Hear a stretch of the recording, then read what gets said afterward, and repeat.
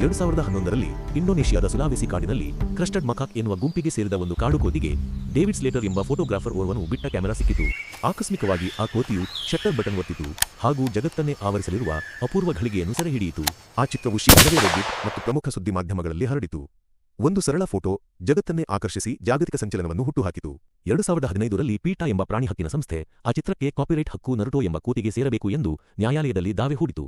ನರುಟೋ ವಿರುದ್ಧ ಸ್ಲೇಟರ್ ಎಂಬ ಪ್ರಸಿದ್ಧ ಪ್ರಕರಣವು ಶತಮಾನಗಳ ಹಳೆಯ ಕಾನೂನು ಸಿದ್ಧಾಂತಗಳನ್ನು ಸವಾಲು ಎದುರಿಸಿತು. ಅನೇಕ ವರ್ಷಗಳ ಚರ್ಚೆಯ ನಂತರ 2018ರಲ್ಲಿ ಅಮೆರಿಕದ ನ್ಯಾಯಾಲಯ ತೀರ್ಪು ನೀಡಿತು. ಪ್ರಾಣಿಗಳಿಗೆ ಕಾನೂನುಬದ್ಧವಾಗಿ ಕಾಪಿರೈಟ್ ಹಕ್ಕು ಇರುವುದಿಲ್ಲ.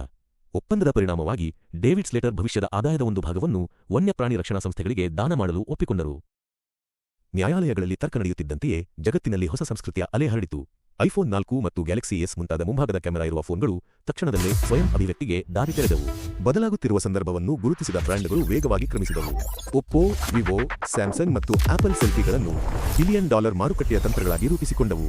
ಒಂದು ಕಾಡಿನ ಆಕಸ್ಮಿಕ ಕ್ಷಣ ಜಗತ್ತಿನ ಆತ್ಮಚಿತ್ರಣ ಮತ್ತು ವೈಯಕ್ತಿಕ ಬ್ರ್ಯಾಂಡಿಂಗ್ ಉದ್ಯಮವನ್ನು ಹುಟ್ಟಿಸಿತು. ಇದು ಕಪಿಯ ಆಟವೇ ಅಥವಾ ಬುದ್ಧಿವಂತಿಕೆಯ ಮಾರುಕಟ್ಟೆ ತಂತ್ರವೇ?